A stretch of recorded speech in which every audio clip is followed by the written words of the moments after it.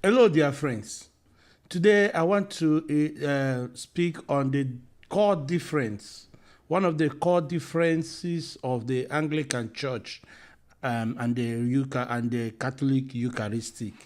The Catholic Eucharistic and the Anglican Eucharistic. The Roman Catholic Eucharistic, while Catholic priests will not allow an Anglican priest to celebrate the Mass in his church, or an Anglican priest allowing a Catholic priest to celebrate the Mass in his church. I want to speak on a core theological difference between the two denominations over the Eucharist. Most people don't know that as an Anglican, once you are confirmed in the Roman Catholic Church and you are coming over to the Anglican Church, all you need to do is to be admitted, and during the admission, you will now renounce certain beliefs that you had. That is including the theology of transubstantiation and consubstantiation and transubstantiation. Now, I'm going to explain what I mean when I say consubstantiation and transubstantiation. It's a serious theological difference in our church. Transubstantiation and consubstantiation are theological concepts related to how Christ is present in the Eucharist, but they differ in their explanation of his presence.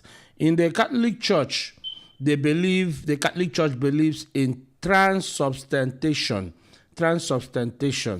This is the doctrine of transformation, holding that once the priest consecrates the Eucharist, the whole Eucharist turns into the real body of Christ.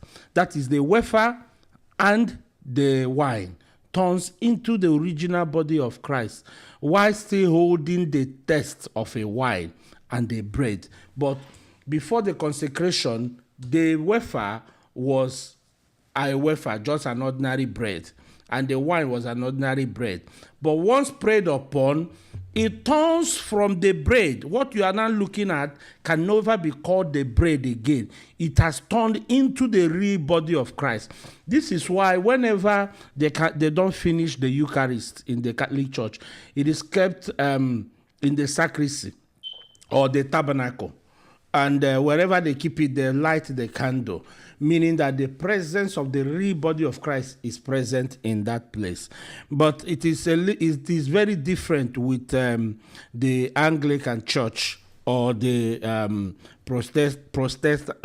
Protestant churches.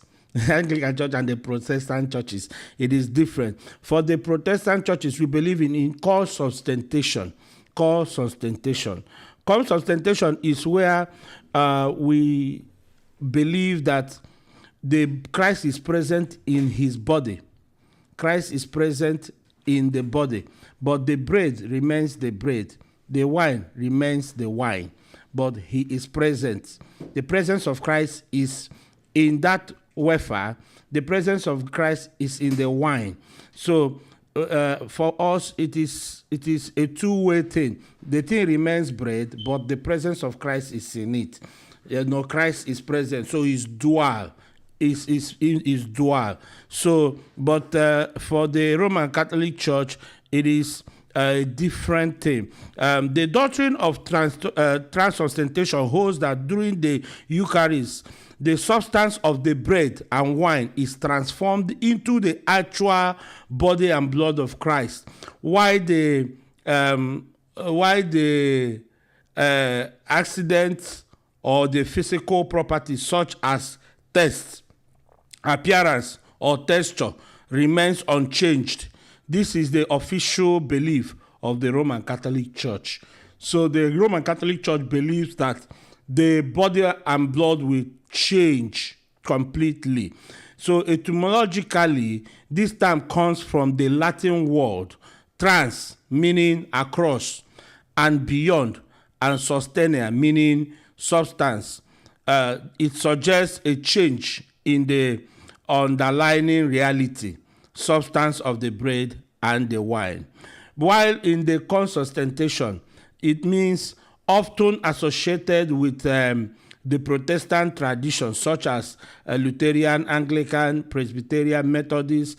They hold that the body and blood of Christ are present with the wine and the bread, but the bread and wine do not change.